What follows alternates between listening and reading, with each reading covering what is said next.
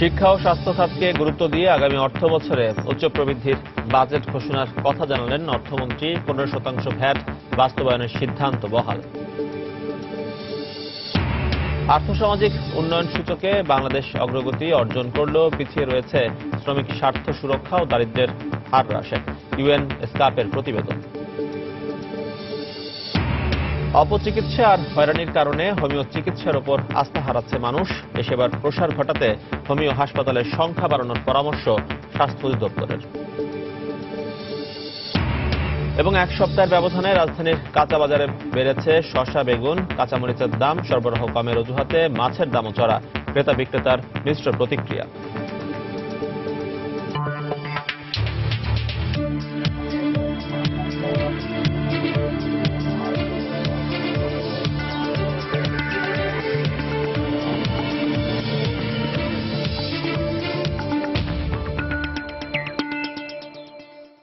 দেখছিলেন শিরোনাম। আমন্ত্রণ জানাচ্ছি দেশ ও দেশের বাইরের অর্থ বাণিজ্যের নানা খবর নিয়ে আমাদের নিয়মিত আয়োজন এ সময়ের বাণিজ্য। আপনাদের সঙ্গে রয়েছি আমি এজি মাহমুদ।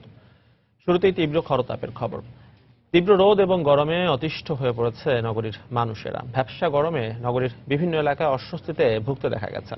প্রয়োজন ছাড়া কেউ বাইরে বের হচ্ছেন না বলেও জানিয়েছেন অনেকে। দেশের দক্ষিণ পশ্চিমাঞ্চলের ওপর দিয়ে তাপ প্রভাবের কারণেই তীব্র এই গরম অনুভূত হচ্ছে নগর জুড়ে। গতকাল আবহাওয়া অফিস জানিয়েছে, দেশের বিভিন্ন অঞ্চলে ইতোমধ্যে বৃষ্টিপাত শুরু হলেও রাজধানীবাসীর জন্য আগামী এক সপ্তাহের মধ্যে বৃষ্টিপাতের কোনো সম্ভাবনা নেই। মহিলা বাচ্চাদের জন্য তৈরি পোশাক, কসমেটিক্স,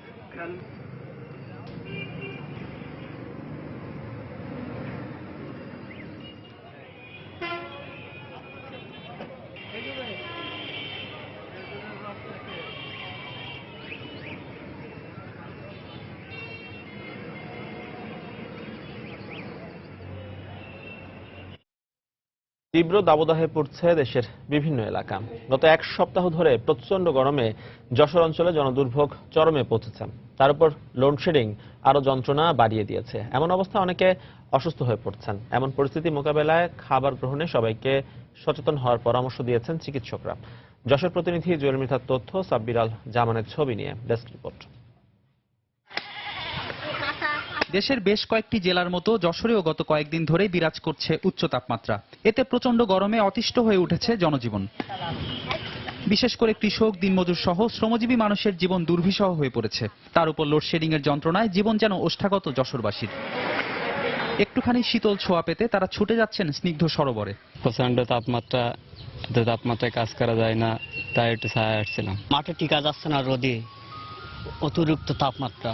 রাস্তায় কাজ করছে গরমের মধ্যে, খুব কষ্ট করে। তাপদাহে শরীর থেকে এত পরিমাণ ঘাম ঝরে যাচ্ছে, এখন এই ডাবই হচ্ছে আমাদের একমাত্র ভরসা। প্রচন্ড গরমে প্রতিদিনই অসুস্থ হয়ে পড়ছেন অনেক মানুষ। এই অবস্থায় সবাইকে পানি জাতীয় খাবার খাওয়ার পরামর্শ চিকিৎসকদের। প্রচুর পরিমাণে পানি খাবে, শাকসবজি খাবে, ফল খাবে। রোদে অবশ্যই ছাতা নিয়ে বেরোবেন। কেউ খাবার স্যালাইন খাবেন না, কারণ খাবার স্যালাইন গরমের জন্য নয়, ডায়রিয়ার জন্য। খাবার স্যালাইন গরমের জন্য খেলে ক্ষতি হতে পারে শারীরিক। তাপমাত্রার তীব্রতা ক্রমেই বাড়ছে যশোর অঞ্চলে। চলতি মৌসুমে বৃহস্পতিবার যশোরে তাপমাত্রা ছিল সর্বোচ্চ 39.6 ডিগ্রি সেলসিয়াস। সময় সংবাদ, যশোর।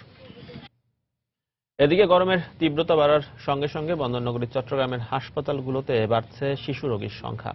ডায়রিয়া, ব্রঙ্কিউটিস ও নিউমোনিয়া সহ নানা রোগে আক্রান্ত হয়ে স্বাভাবিক সময়ের চেয়ে বর্তমানে দ্বিগুণ রোগী ভর্তি হয়েছে চট্টগ্রাম মেডিকেল কলেজের শিশু ওয়ার্ডে।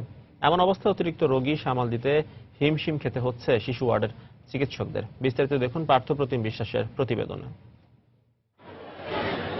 বৈশাখের তাপদাহে শিশুদের মধ্যে দেখা দিচ্ছে নানা রোগের প্রাদুর্ভাব। পানিবাহিত রোগ ডায়রিয়ায় আক্রান্ত রোগীর সংখ্যা শিশু ওয়ার্ডে বেড়েছে। সেই সঙ্গে শ্বাসজনিত রোগ ব্রঙ্কিওলাইটিস, নিউমোনিয়া সহ নানা রোগে আক্রান্ত হয়ে স্বাভাবিক সময়ের চেয়ে দ্বিগুণ রোগী ভর্তি হয়েছে হাসপাতালে।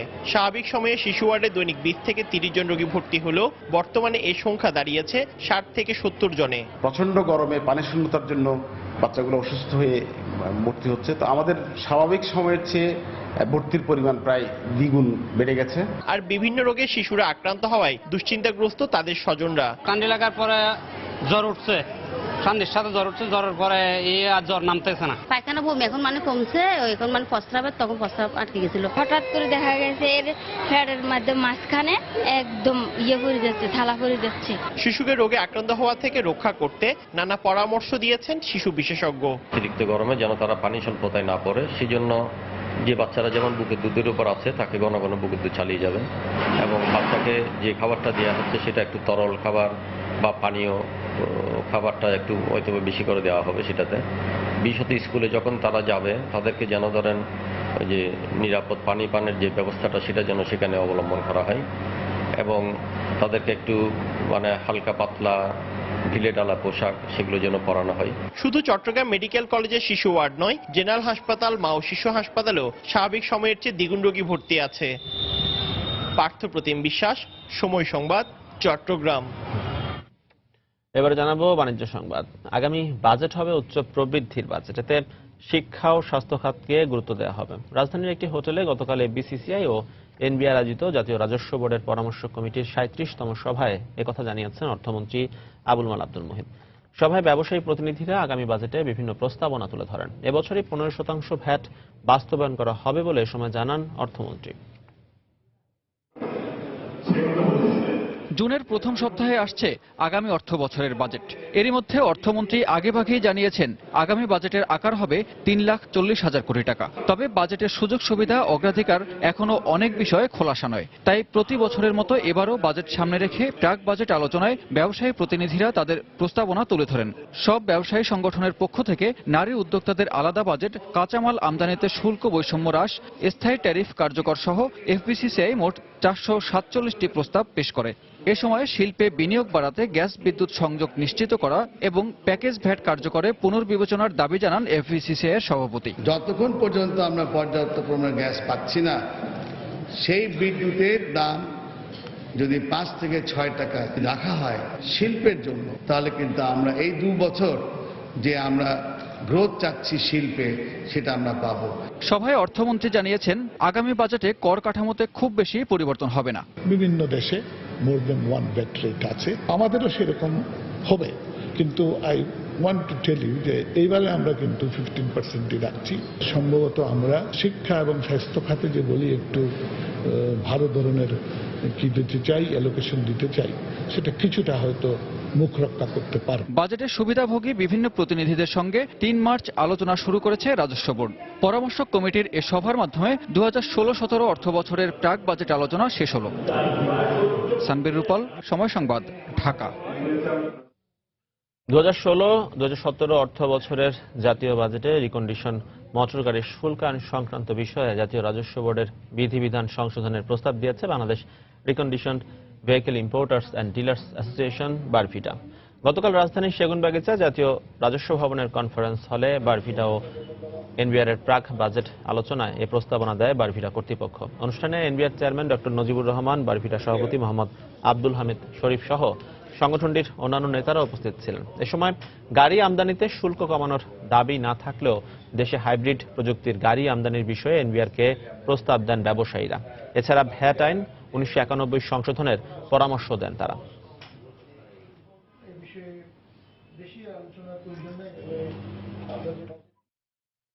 আগামী বছরের ডিসেম্বরে শিল্প কারখানাগুলো এলএনজি টার্মিনাল থেকে গ্যাস পাবে বলে জানিয়েছেন অর্থমন্ত্রী আবুল মাল আব্দুল মুহিত। এই সময় বিবেচনায় নিয়ে তিনি শিল্প মালিকদের বিনিয়োগের পরামর্শ দিয়েছেন। সচিবালয়ে বাণিজ্য সহায়ক পরামর্শ কমিটির সভায় কথা বলেন অর্থমন্ত্রী। তবে ব্যবসায়ীরা নিরবচ্ছিন্ন গ্যাস বিদ্যুতের সরবরাহ নিশ্চিত না হওয়া পর্যন্ত শিল্প খাতে গ্যাস ও বিদ্যুতের দাম না বাড়ানোর দাবি জানিয়েছেন। এছাড়া স্থানীয় শিল্প সুরক্ষা ও বিনিয়োগ স্থবিরতা কাটাতে সম্পূরক শুল্ক সামঞ্জস্যপূর্ণ করা সহ বাজেটে বিভিন্ন ক্ষেত্রে ট্যাক্স কমানোর দাবি জানিয়েছেন ব্যবসায়ীরা। 2009 থেকে শিল্প খাতে গ্যাস সংযোগ বন্ধ, আর বিদ্যুৎ উৎপাদন বাড়লেও প্রয়োজনীয় ট্রান্সমিশন লাইন না হওয়ায় সেই বিদ্যুৎ পাচ্ছে না শিল্প কারখানা। বাণিজ্য সহায়ক পরামর্শ কমিটির চতুর্থ সভায় এসব তুলে ধরে গ্যাস বিদ্যুতের অভাবে বিনিয়োগ পরিকল্পনা করা যাচ্ছে না বলে অভিযোগ করেন ব্যবসায়ীরা। এই সময় জ্বালানি সচিবের বরাত দিয়ে অর্থমন্ত্রী জানান, গ্যাস পেতে হলে অপেক্ষা করতে হবে 2017 পর্যন্ত। আমরা এখন সিদ্ধান্ত ঘোষণা করে দিচ্ছি যে gas for all industrial purposes. এখন এই গ্যাসটি আপনারা পাবেন, কিন্তু মনে রাখেন এটা পেতে পেতে আপনাদের ডিসেম্বর 2017 যেতে হতে পারে। এদিকে গ্যাস বিদ্যুতের সরবরাহ নিশ্চিত না হওয়া পর্যন্ত আর দাম না বাড়ানোর দাবি জানান ব্যবসায়ীরা। এছাড়া শিল্পের জন্য আমদানি মূল্যে ডিজেল সরবরাহের দাবিও তাদের। গ্যাস এবং বিদ্যুতের দাম বাড়ানোর চিন্তা করছে, এইটা মাননীয় অর্থমন্ত্রী আমাদের জন্য অত্যন্ত ইন্ডাস্ট্রি বিনিয়োগের জন্য সহায়ক হবে না। ডিজেলের 3 টাকা কমিয়েছেন, এটা যথেষ্ট না। আমাদের ইন্ডাস্ট্রির জন্য আপনি আমদানি রেটে আমাদের কাছ থেকে ডিজেলের প্রাইস নিলে আমরা বিকল্প জ্বালানি হিসাবে এখানে বিনিয়োগ করতে পারি। সভায় নতুন ভ্যাট আইনের বিভিন্ন অসঙ্গতি তুলে ধরে 1 জুলাই এই আইন কার্যকরের আগে সেগুলো সুরাহার দাবি জানায় এফবিসিসিআই সভাপতি। একইভাবে বাণিজ্য মন্ত্রী সতর্কভাবে ভ্যাট আইন বাস্তবায়নের পরামর্শ দিয়ে কর্পোরেট ট্যাক্স কমানোর সুপারিশ করেন। আমরা সবাই ভ্যাট দিতে চাই এবং ব্যবসায়ীরা কোনো সময় ভ্যাট ফাঁকি দিতে চায় না। সিদ্ধান্ত নিয়েছিলাম 7টা পয়েন্ট যৌথভাবে একটা রেজাল্ট আমরা আগামীতে দেখতে চাই। তা না হলে নতুন ভ্যাট যে রুলসটা আসবে এইটা এবং ওটা মিলিয়ে একটা বিরাট কনফিউশন ক্রিয়েট হয়ে যাবে। ভ্যাট আইন চিন্তা ভাবনা করেই বাস্তবায়নে যাবে, কারণ আমরা এমন কিছু যেন না করি যারা ব্যবসায়ীদের মধ্যে ক্ষুদ্র প্রতিক্রিয়া সৃষ্টি হয়। এই কর্পোরেট ট্যাক্সটাও একটা সহনীয় পর্যায়ে নিয়ে আসা উচিত হবে বলে মনে করি। এছাড়া দেশীয় শিল্প সুরক্ষায় বাজেটে সম্পর্ক শুল্ক সহ বিভিন্ন ক্ষেত্রে কর কমানো, রপ্তানিমুখী শিল্পের স্থানীয় পর্যায়ে ভ্যাট অব্যাহতি সহ বিভিন্ন দাবি উপস্থাপন করেন বিভিন্ন খাতের ব্যবসায়ীরা। হাজারের শিউলি, সময় সংবাদ, ঢাকা। আর্থসামাজিক নানা উন্নয়ন সূচকে বাংলাদেশ অনেক অগ্রগতি অর্জন করলেও শ্রমিক শ্রেণীর স্বার্থ সুরক্ষা আর দারিদ্র্যের হার হ্রাসের ক্ষেত্রে এখনো পিছিয়ে রয়েছেন। জাতিসংঘের এশিয়া প্যাসিফিক অঞ্চলের অর্থনৈতিক ও সামাজিক উন্নয়ন বিষয়ক সংস্থা ইউএনএসকাপের এক প্রতিবেদনে দেওয়া হয়েছে এমনই পর্যালোচনা। গতকাল রাজধানীর আগারগাঁওয়ে আইডিবি ভবনে প্রতিবেদন প্রকাশ অনুষ্ঠানে বাংলাদেশে নিযুক্ত জাতিসংঘের আবাসিক সমন্বয়ক রবার্ট ওয়াটকিনসন বলেন, তৃণমূল নাগরিকদের অর্থনৈতিক সক্ষমতা বৃদ্ধি আর নারীর ক্ষমতায়নে দৃঢ় পদক্ষেপ দরকার বাংলাদেশ সরকারের। অনুষ্ঠানে সিপিডির ফেলো ডক্টর দেবপ্রিয় ভট্টাচার্য, ইউএনএসকাপের কর্মকর্তা শুভজিৎ ব্যানার্জি ছাড়াও বেসরকারি উন্নয়ন সংস্থার প্রতিনিধিরা উপস্থিত ছিলেন।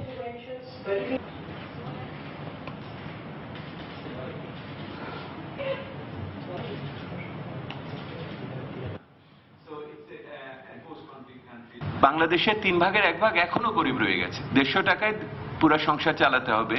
এইরকম মানুষদের নিয়ে আমার দেশের 3 ভাগের 1 ভাগ যদি হয়, তাহলে really what type of economic policy we should be thinking about. This is the issue. একজন শ্রমিক যা উৎপাদন করে বাংলাদেশে, তা পুরো এই অঞ্চলের ভিতরে 40% মতো। তো আপনি যতই পার্সেন্টেজে আমরা প্রবৃদ্ধি পাই না কেন, কিন্তু মানুষের হাতে প্রকৃত অর্থ পাওয়ার ক্ষেত্রে, বিশেষ করে শ্রমিক শ্রেণীর কাছে, কিন্তু এটা পরিমাণটা তুলনামূলকভাবে কম। অপচিকিৎসা আর হয়রানির কারণে হোমিও চিকিৎসার উপর আস্থা রাখতে পারছেন না সাধারণ মানুষ। দেশে আধুনিক চিকিৎসার সুযোগ থাকলেও প্রচারণার সঠিক তথ্যের অভাবে প্রকৃত হোমিও চিকিৎসার বাইরে থেকে যাচ্ছেন দেশের অধিকাংশ মানুষ। আর স্বাস্থ্যখাত সংশ্লিষ্টরা বলছেন, দেশে উল্লেখযোগ্য সংখ্যক হোমিও চিকিৎসক থাকলেও একটি মাত্র সরকারি হাসপাতাল দিয়ে হোমিও চিকিৎসার প্রসার ঘটানো সম্ভব নয়। এক্ষেত্রে প্রান্তিক পর্যায়ে হোমিও চিকিৎসা ছড়িয়ে দিতে হোমিও হাসপাতালের সংখ্যা বাড়ানোর পরামর্শ দিয়েছে স্বাস্থ্য অধিদপ্তর। বিস্তারিত দেখুন মুজাহিদ শুভর প্রতিবেদনে। মধ্যবয়সী নুরুজ্জামান গ্যাংগ্রিন বা বার্জার ডিজিজ নামক কঠিন রোগে আক্রান্ত। বিগত বছরগুলোতে রাজধানীর প্রায় সব বড় হাসপাতালে খুইয়েছেন 40 লক্ষাধিক টাকা। চিকিৎসকদের পরামর্শে হাত পা কাটার পরিবর্তে রাজধানীর সরকারি হোমিও মেডিকেল কলেজ হাসপাতালে মাত্র কয়েক হাজার টাকায় কোনো সার্জিক্যাল অপারেশন ছাড়াই তিনি সুস্থ হন। আমার এই রোগের কারণে আমি বহু জায়গায় ঘুরছি, কোনো সুবিধা না পেয়ে শেষ পর্যন্ত আমি হোমিওতে আসা আমার অনেকটা সুস্থতা লাভ করেছি। ব্রেইন স্ট্রোকের কারণে 12 বছরের প্রবাস জীবন ছাড়তে বাধ্য হয়েছেন আসমা বেগম। অবশ হওয়া শরীরে অনুভূতি শক্তি ফিরে পেতে 3 বছরে 20 লাখ টাকা ব্যয় করেও ব্যর্থ হয়েছেন। সবশেষ হোমিও চিকিৎসার দ্বারস্থ হয়ে স্বল্প ব্যয়ে দ্রুত সুস্থতার দিকে এগোচ্ছেন এই ভুক্তভোগী। আমি আগে হাঁটতে পারতাম না, এখন আমি হোমিওপ্যাথি চিকিৎসা নিয়ে আমি হাঁটতে পারতেছি, একা একা চলতে পারতেছি, সব জায়গায় আমি যাইতে পারতেছি। দীর্ঘদিন ধরে স্বাস্থ্য মন্ত্রণালয়ের অনুমোদন পাওয়া 5টি নতুন হোমিও মেডিকেল কলেজ হাসপাতাল প্রতিষ্ঠা না হওয়ায় ব্যাচেলর ডিগ্রি নিয়েও বেকারত্বের ঘানি টানছেন 1400 হোমিও চিকিৎসক। হোমিও চিকিৎসার প্রসারে প্রথমেই রাজধানীর মিরপুরে অবস্থিত সরকারি হোমিও মেডিকেল কলেজ হাসপাতালকে আধুনিকায়ন করার পরামর্শ প্রতিষ্ঠানটির অধ্যক্ষের। গভর্নমেন্ট এটা যদি খুব দ্রুত 250 বেড করেন এবং সেখানে 250 বেডের জন্য যা ম্যান পাওয়ার দরকার সেই ম্যান পাওয়ারগুলো আমাকে দিতে হবে। এখানে আমাদের 4টা ওয়ার্ডে আমরা এখন রোগীদের ট্রিটমেন্ট দিচ্ছি, কিন্তু ক্লিনিক্যালি 9টা ওয়ার্ড হওয়া উচিত। চলতি বছরের জুলাইয়ে ওয়ার্ল্ড ব্যাংকের অর্থায়নে দেশের প্রতিটি জেলা হাসপাতালে একজন করে হোমিওপ্যাথি মেডিকেল অফিসার নিয়োগের পরিকল্পনা হাতে নেওয়া হচ্ছে বলে জানায় স্বাস্থ্য অধিদপ্তর। মাননীয় প্রধানমন্ত্রী তো সারা প্রতিটা জেলায় জেলায় মেডিকেল কলেজ করতেছে, সেই হিসাবে যদি হোমিও মেডিকেল কলেজে সব জায়গায় করা যায় আর অন্তত বিভাগীয় পর্যায়ে যদি করা যায় তাহলে অনেক ভালো হবে। হোমিও চিকিৎসা প্রান্তিক পর্যায়ে ছড়িয়ে দিতে দক্ষ চিকিৎসক তৈরির পাশাপাশি সারা দেশে হোমিওপ্যাথি মেডিকেল কলেজ হাসপাতাল নির্মাণে সরকারকে কার্যকরী ভূমিকা পালনের পরামর্শ স্বাস্থ্য খাত সংশ্লিষ্টদের। মুজাহিদ শুভ, সময় সংবাদ, ঢাকা। এক সপ্তাহের ব্যবধানে রাজধানীর কাঁচা বাজারে 10 টাকা পর্যন্ত দাম বেড়েছে শসা, বেগুন ও কাঁচামরিচের। তবে গেল সপ্তাহের দামে বিক্রি হচ্ছে বেশিরভাগ সবজি। চাহিদার তুলনায় সরবরাহ কমের অজুহাতে সব ধরনের মাছের দাম বেড়েছে কেজিতে 20 টাকা পর্যন্ত। বাজারে কাঁচা পণ্যের দরদাম নিয়ে মিশ্র প্রতিক্রিয়া রয়েছে ক্রেতা ও বিক্রেতাদের মধ্যে। দাম নিয়ন্ত্রণে মনিটরিং বাড়ানোর দাবি জানিয়েছেন ক্রেতারা। রাজধানীর মহাখালী কাঁচা বাজার ঘুরে এসে বিস্তারিত জানাচ্ছেন কামরুল হাসান সবুজ। শুক্রবারের বাড়তি চাহিদার কথা মাথায় রেখেই বিভিন্ন ধরনের সবজির পর্যাপ্ত আমদানি থাকে রাজধানীর কাঁচা বাজারে। তবে বাজারে এসে দামের ব্যাপারে যেন স্বস্তি নেই ক্রেতাদের। প্রতি কেজি বেগুন, কাঁচামরিচ 50 টাকা, ঢেঁড়স, পটল 30, শসা, করলা 40 আর প্রতি পিস চাল কুমড়া বিক্রি হচ্ছে 30 টাকায়। পটল বা ভেন্ডি, তারপর টমেটো, করলা এটি সেমই আছে। শসার দাম একটু বাড়ছে, লাউর দাম একটু বাড়ছে। বাজারে কিছু কিছু জায়গায় এভাবে সিন্ডিকেট করে ব্যবসা করে, যার ফলে এরকম দাম কমে বেচে না এরা। কাঁকরোল ছিল 70 থেকে 80 টাকা, এখন 60 টাকা। শসা ছিল 30 টাকা, 40 টাকা। এখন বাজারের মাল প্রচন্ড মাল আমদানি। বর্তমান অবস্থার পরিপ্রেক্ষিতে যে মোটামুটি সমন্বয় আছে।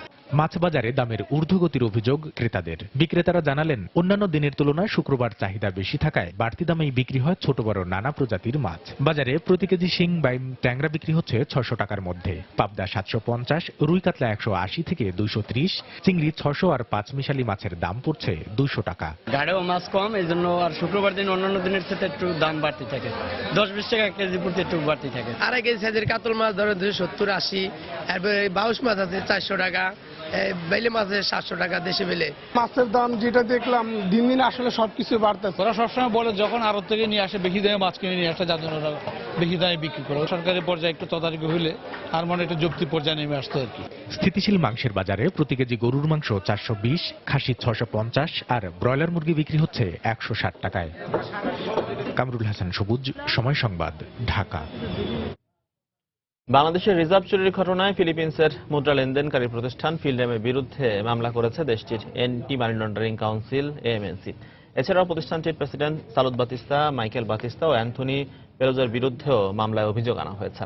তাদের বিরুদ্ধে দেশটির অ্যান্টি মানি লন্ডারিং এই আইনে মামলা করা হয়েছে। এর আগে বাংলাদেশের রিজার্ভের 8 কোটি 10 লাখ ডলার ফিলিপিন্সে পাচারের অভিযোগে আরসিবিসির বরখাস্ত হওয়া শাখা ব্যবস্থাপক মায়া দেগুইতো, চীনা ব্যবসায়ী কিমং ওয়েকেং জু সহ 7 জনের বিরুদ্ধে 2টি মামলা করে দেশটির বিচার বিভাগ। মামলাগুলোর প্রাথমিক তদন্ত কাজ চলছে। এদিকে ফিলিপিন্সের কেন্দ্রীয় ব্যাংকের ওয়েবসাইটে সাইবার হামলা চালানোর চেষ্টা করেছে হ্যাকাররা। সম্প্রতি সফটওয়্যার হালনাগাদের আগে সুইফটের বিষয়ে গ্রাহকদের সতর্ক থাকার কথা জানায় গ্লোবাল ফিনান্সিয়াল নেটওয়ার্ক। এর সুযোগ নিয়ে হ্যাকাররা এই হামলা চালানোর চেষ্টা করে বলে জানিয়েছেন ফিলিপিন্সের কেন্দ্রীয় ব্যাংকের governor. Includes the FBI and the Bank of England and a whole lot more. Don Smith from Dell Secure Works has been tracking it for 3 years. Other banking Trojans, Game Over Zeus is spread using. Slovenia ও হাঙ্গেরিতে বাণিজ্য বাড়াতে দুটি দেশে বাংলাদেশের বাণিজ্য প্রতিনিধি দল সফর করবে বলে জানিয়েছেন বাণিজ্যমন্ত্রী তোফায়েল আহমেদ। গতকাল সচিবালয়ে স্লোভেনিয়া ও হাঙ্গেরির নবনিযুক্ত রাষ্ট্রদূত বাণিজ্যমন্ত্রীর সঙ্গে সৌজন্য সাক্ষাতের পর একথা জানান বাণিজ্যমন্ত্রী। একইভাবে বাংলাদেশও সফর করবে স্লোভেনিয়া ও হাঙ্গেরির ব্যবসায়ী প্রতিনিধি দল। দ্বিপাক্ষিক সফরের ফলে বাণিজ্য বৃদ্ধির পাশাপাশি ইউরোপীয় ইউনিয়নের এই দুটি দেশে রপ্তানি বাড়বে বলে জানান বাণিজ্যমন্ত্রী তোফায়েল আহমেদ। এছাড়া এই দুটি দেশের বাণিজ্য মেলায় বাংলাদেশি পণ্য প্রদর্শনীর সুযোগ পাবেন বলেও জানিয়েছেন তিনি।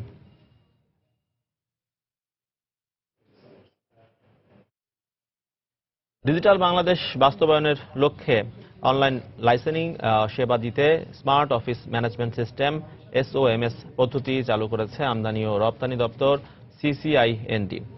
গতকাল রাজধানীর মতিঝিলে CCIND ভবনে এই কার্যক্রমের উদ্বোধন করেন বাণিজ্যমন্ত্রী তোফায়েল আহমেদ। এ সময় উপস্থিত ছিলেন মন্ত্রণালয়ের সিনিয়র সচিব হেদায়েতুল্লাহ মামুন, চা বোর্ডের চেয়ারম্যান অ্যান্ড CCIND এর প্রধান নিয়ন্ত্রক আফরোজা খান। অনুষ্ঠানে বাণিজ্যমন্ত্রী বলেন, SOMS সার্ভিসের মাধ্যমে সংশ্লিষ্ট কার্যক্রম আরও সহজ ও দ্রুত হবে, দেশ আরও সমৃদ্ধ হবে। নৌযান শ্রমিকদের মজুরি নির্ধারণ নিয়ে জটিলতায় অনির্দিষ্টকালের জন্য পণ্যবাহী জাহাজ চলাচল বন্ধ রাখার ঘোষণা দিয়েছে Bangladesh cargo vessel owners association. পাশাপাশি পণ্যবাহী জাহাজ শ্রমিকদের জন্য নৌ মন্ত্রণালয় নির্ধারিত সর্বনিম্ন মজুরি প্রস্তাবনা মেনে নেওয়া সম্ভব নয় বলেও জানিয়েছেন তারা। এ সময় জাহাজ পরিচালনার ক্ষেত্রে শ্রমিকদের বিরুদ্ধে বিভিন্ন অনিয়মেরও অভিযোগ করা হয়। গতকাল রাজধানীর বিজয়নগরে আয়োজিত এক ব্রিফিংয়ে এসব কথা জানান সংগঠনটির নেতারা। তা আমরা সেখানে 7,500 টাকা পর্যন্ত আমরা অফার করেছি এবং নৌমন্ত্রী সেটাকে করেছে 10,000 টাকা। এটা আমাদের সর্বসম্মতি করে সমস্ত জাহাজ মালিকরা একমত যে এই মজুরি বৃদ্ধি দিয়ে আমাদের সম্ভব না, এবং একতরফা আমাদের সাথে কোনো কনসাল্ট না করে যেই নৌমন্ত্রী যেই সিদ্ধান্ত দিয়েছে সেটাকে আমরা প্রত্যাখ্যান করেছি, সেই মিটিংও প্রত্যাখ্যান করেছি, এখনো প্রত্যাখ্যান করছি।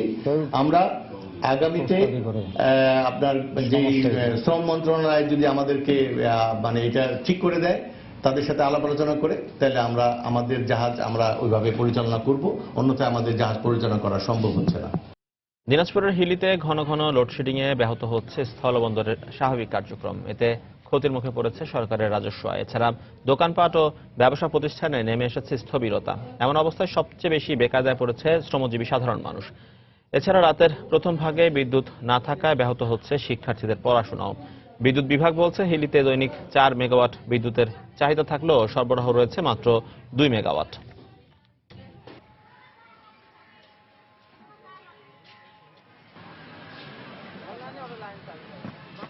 ককটেল ফাটিয়ে রাজশাহীর সাহেব বাজারে স্বর্ণের দোকানে ডাকাতির ঘটনা ঘটেছে। এ সময় দুর্বৃত্তদের হামলায় 3 জন আহত হয়েছেন। পুলিশ ও প্রত্যক্ষদর্শীরা জানিয়েছে, গতরাত 8:45 দিকে নগরীর গণকপাকা এলাকায় এম রায় জুয়েলার্সে 6 জনের একদল দুর্বৃত্ত হানা দেয়। তারা আগ্নেয়াস্ত্র ও ধারালো অস্ত্রের মুখে দোকানের মালিক ও কর্মচারীদের জিম্মি করে স্বর্ণালংকার লুট করে। এ সময় আশপাশের দোকানের লোকজন তাদের ঘেরাও করলে দুর্বৃত্তরা 8 থেকে 10টি ককটেল বিস্ফোরণ ঘটায়। একই সঙ্গে এম রায় জুয়েলার্সের মালিক মনোজ কুমার সাহাকে কুপিয়ে জখমও করে। এ সময় দুর্বৃত্তদের ছোড়া ককটেলের আঘাতে 2 কর্মচারী আহত হয়। তাদের উদ্ধার করে রাজশাহী মেডিকেল কলেজ হাসপাতালে ভর্তি করা হয়েছে। খবর পেয়ে ঘটনাস্থল থেকে অবিস্ফোরিত 2টি ককটেল উদ্ধার করেছে পুলিশ। তবে এই ঘটনায় জড়িত কাউকে আটক করতে পারেনি পুলিশ।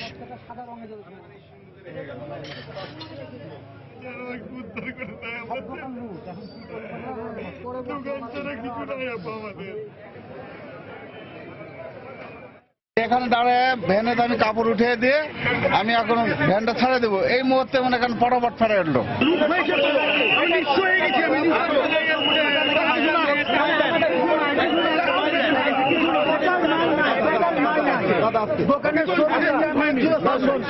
এই কারণে স্বর্ণের দোকান টোকান বেশি আছে, কিন্তু কোনো কিছু নিয়ে নেওয়ার সুযোগ পাইনি আর কি। আমরা আসলে আমরা সিভিলে পোশাকে ইউনিফর্মধারী সিটিএসবি ডিএসবি প্রত্যেকটা ফোর্স অফিসারই বাইরে আছেন, তারা ধরার আমরা চেষ্টা চলতেছে আর কি। চাঁদপুর রেলওয়ের হকার্স মার্কেটে ভয়াবহ আগুনে পুড়ে গেছে বিভিন্ন পণ্য সামগ্রীর অন্তত 10টি দোকান। গতরাত 4:15টার দিকে এই আগুন লাগে। ফায়ার সার্ভিসের প্রত্যক্ষদর্শীরা জানিয়েছেন, গভীর রাতে হঠাৎ করে মার্কেটের একটি দোকানে আগুন লেগে যায়। মুহূর্তে আগুনের শিখা আশপাশের দোকানে ছড়িয়ে পড়লে স্থানীয়দের মধ্যে আতঙ্ক দেখা দেয়। খবর পেয়ে ফায়ার সার্ভিসের 4টি ইউনিট ঘটনাস্থলে পৌঁছে প্রায় 1.5 ঘন্টার চেষ্টায় আগুন নিয়ন্ত্রণে আনে। ততক্ষণে পুড়ে যায় অন্তত 10টি দোকানের গুরুত্বপূর্ণ সব মালামাল। বৈদ্যুতিক শর্ট সার্কিট থেকে আগুনের সূত্রপাত বলে প্রাথমিকভাবে ধারণা করছে ফায়ার সার্ভিস।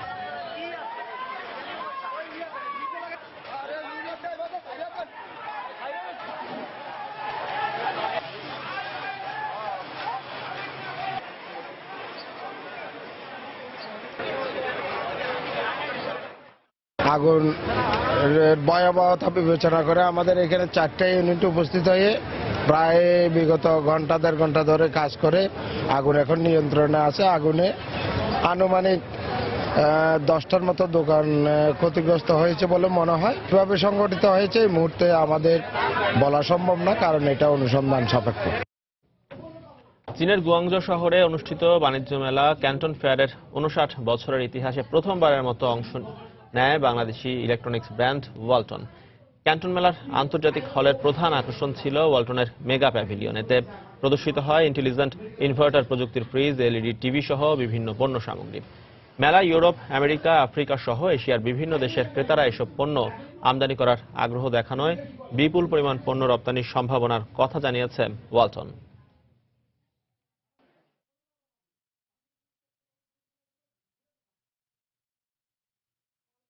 বন্দরনগরী চট্টগ্রামের মুরাদপুরে 81তম শাখার উদ্বোধন করেছে ইস্টার্ন ব্যাংক লিমিটেড। আনুষ্ঠানিকভাবে শাখাটির উদ্বোধন করেন ব্যাংকের পরিচালক মিয়া মোহাম্মদ আব্দুর রহিম।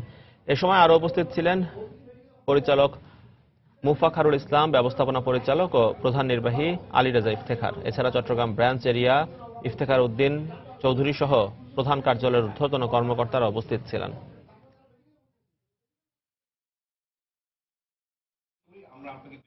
মিরপুর চিড়িয়াখানা রোডে পার্টেক্স ফার্নিচারের নতুন শোরুমের উদ্বোধন করা হয়েছে।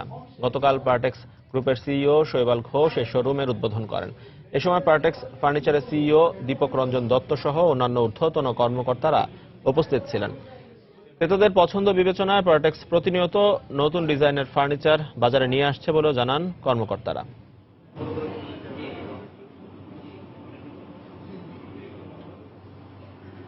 দেশের বাইরের অর্থ বাণিজ্যের খবর।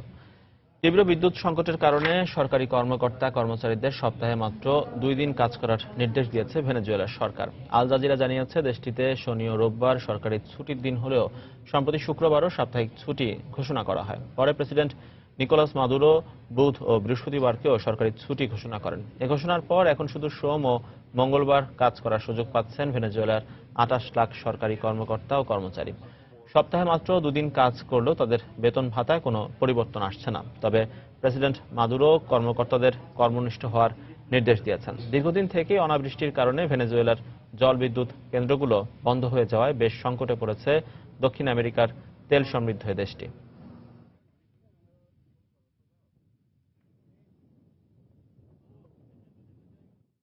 দেশের চলমান পরিস্থিতি বিবেচনায় রাষ্ট্রীয় মালিকানাধীন দোকানগুলোতে বেশ কিছু খাদ্যপণ্যের দাম কমিয়েছে কিউবার সরকার। নতুন সিদ্ধান্ত অনুযায়ী আমদানি করা পণ্য ডলারের সঙ্গে সমন্বয় করে কিউবান বিনিময়যোগ্য পেসোতে সাশ্রয়ী মূল্যে কিনতে পারবেন ক্রেতারা। পণ্য সাশ্রয়ী হয় সিদ্ধান্তকে স্বাগত জানিয়েছেন কিউবানরা। বেতন কাঠামো কিংবা পেনশন, মূল্যস্ফীতির বাজারে কোনোটাই দৈনন্দিন জীবনের ব্যয় মেটাতে যথেষ্ট নয় কিউবানদের জন্য। একদিকে দ্রব্যমূল্যের ঊর্ধ্বগতি, অন্যদিকে আয় ব্যয় অসমতা। এসব বিবেচনায় রেখে রাষ্ট্রীয় মালিকানাধীন বাজারগুলোতে বেশ কিছু নিত্যপণ্যের দাম কমিয়েছে কিউবার সরকার। এতে করে আমদানি করা পণ্য কিউবান বিনিময়যোগ্য পেসোতে আরো কম দামে কিনতে পারবেন তারা। কিউবায় 2 ধরনের মুদ্রা ব্যবহৃত হয়। আমদানি করা পণ্য কিনতে কিউবান বিনিময়যোগ্য পেসোর একক ব্যবহৃত হয়, যেটা প্রায় ডলার সমমূল্যের। এই এককের মান বেশি হয়, পণ্যগুলো অনেকেরই সামর্থ্যের বাইরে। এ কারণে দ্রব্যমূল্য কমিয়ে আনার উদ্যোগ সরকারের। খুব ভালো সিদ্ধান্ত এটা, কারণ বেতন কিংবা পেনশন অনুযায়ী যে কোনো খাদ্যপণ্য কিনতে আমাদের খুব কষ্ট হয়ে যায়। এটা স্বল্প আয়ের কিউবানদের সহায়তা করবে।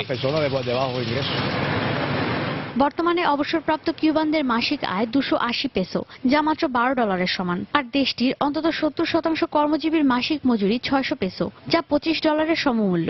এ কারণে বিভিন্ন সুপার শপে অন্তত 20% পর্যন্ত কমানো হয়েছে খাদ্যপণ্যের দাম। বেতন আর পেনশন দৈনন্দিন প্রয়োজন মেটাতে দিন দিনই অপর্যাপ্ত হয়ে পড়ছে, কারণ এদেশে বেতন 43% হারে বাড়ে। তাই আমরা দ্রব্যমূল্য কমিয়ে কিউবানদের সাহায্য করছি। সোভিয়েত ইউনিয়ন ভেঙে যাওয়ার পর অনেক পণ্যই ডলার দিয়ে আমদানি করতে হতো কিউবার। এ কারণে 2004 সালে ডলার সমমূল্যের একটি একক চালু করলো কিউবার সরকার। কিউবান বিনিময়যোগ্য পেসো এককে এখন ডলারের হিসেবেই আমদানি করা পণ্যের মূল্য পরিশোধ করেন কিউবানরা। ঈশিতা ব্রহ্ম, সময় সংবাদ। আবারও জানিয়ে দিচ্ছি এ সময় বাণিজ্যের শিরোনামগুলো। শিক্ষা ও স্বাস্থ্য খাতকে গুরুত্ব দিয়ে আগামী অর্থ বছরে উচ্চ প্রবৃদ্ধির বাজেট ঘোষণার কথা জানালেন অর্থমন্ত্রী। 15% ভ্যাট বাস্তবায়নের সিদ্ধান্ত বহাল। আর্থসামাজিক উন্নয়ন সূচকে বাংলাদেশ অগ্রগতি অর্জন করলেও পিছিয়ে রয়েছে শ্রমিক স্বার্থ সুরক্ষা এবং দারিদ্র্যের হার হ্রাসে, ইউএন এসকাপের প্রতিবেদন। অপচিকিৎসা আর হয়রানির কারণে হোমিও চিকিৎসার উপর আস্থা হারাচ্ছে মানুষ। এ সেবার প্রসার ঘটাতে হোমিও হাসপাতালের সংখ্যা বাড়ানোর পরামর্শ স্বাস্থ্য অধিদপ্তরের। এবং এক সপ্তাহের ব্যবধানে রাজধানীর কাঁচা বাজারে বেড়েছে শসা, বেগুন ও কাঁচা মরিচের দাম। সরবরাহ কমের অজুহাতে মাছের দামও চড়া, ক্রেতা বিক্রেতার মিশ্র প্রতিক্রিয়া। দর্শক, এই ছিল এই সময়ের বাণিজ্য। যে কোনো খবর পেতে ভিজিট করুন সময়নিউজ.tv আর সঙ্গেই থাকুন সময়।